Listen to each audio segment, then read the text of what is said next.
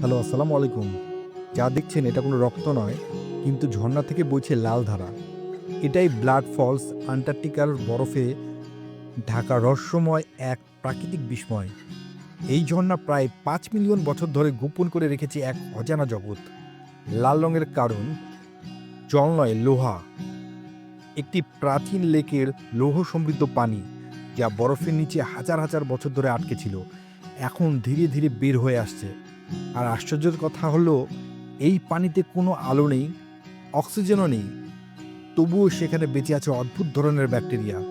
বিজ্ঞানীরা বিশ্বাস করেন এই ঝর্ণা অন্য গ্রহে প্রাণ খুঁজে পাওয়ার ইঙ্গিতও হতে পারে। এটা শুধু প্রাকৃতিক সৌন্দর্য নয়, একটি মহাবিশ্বের দরজা খুলে দেওয়ার মতো রহস্য। জানতেন কি আপনি এই অদ্ভুত স্থানের কথা? মন্তব্য করতে একদম কিপটামি করবেন না। ধন্যবাদ।